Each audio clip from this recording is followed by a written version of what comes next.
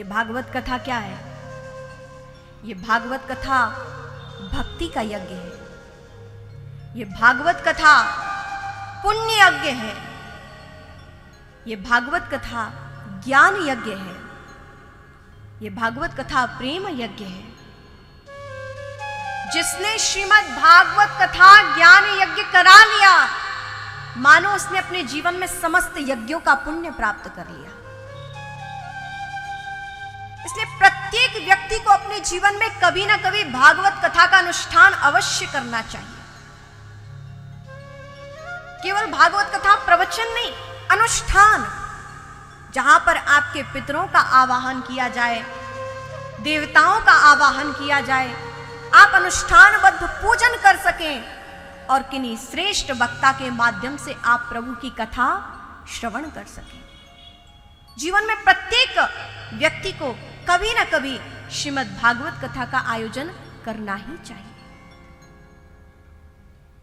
और जिनमें सामर्थ्य नहीं, कोई बड़ी बात नहीं है, आप संकल्प कीजिए, परमात्मा संकल्पों की पूर्ति करने वाले हैं।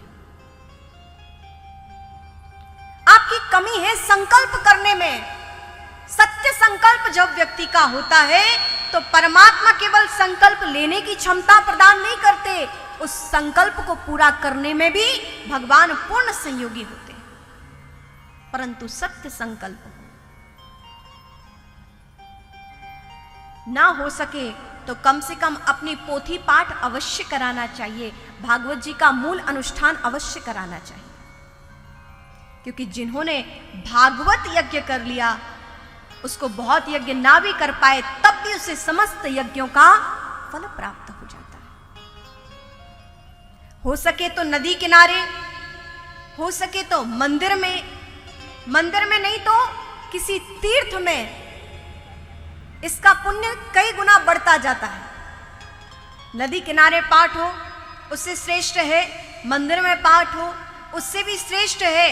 किसी तीर्थ स्थल पे भागवत का कथा का आयोजन हो, पाठ हो, और यदि यहां भी ना हो सके, इससे भी बड़ा पुण्य कहां मिलता है? गुरु के दरबार में यदि पुण्य पाठ होता है, भागवत पाठ होता है, भागवत कथा होती है, तो उसका अनंत गुना फल है। तो ऐसी ये दिव्य श्रीमद् भागवत कथा है। इस भागवत कथा को बड़े ध्यान से हम श्रवण करेंगे। ये भागवत कथा कोई मनोरंजन का विषय नहीं है, भागवत कथा मनोभंजन का विषय है।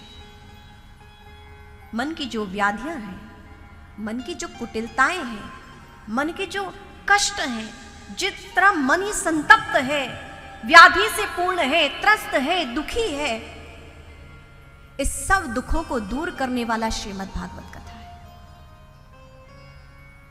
ये मनोरंजन का साधन नहीं कि कहीं मन नहीं लगा तो चलो भागवत पंडाल में ही चले जाए और फिर यहां आकर अपना फोन निकाला और फोन स्क्रॉल कर रहे हैं। नहीं,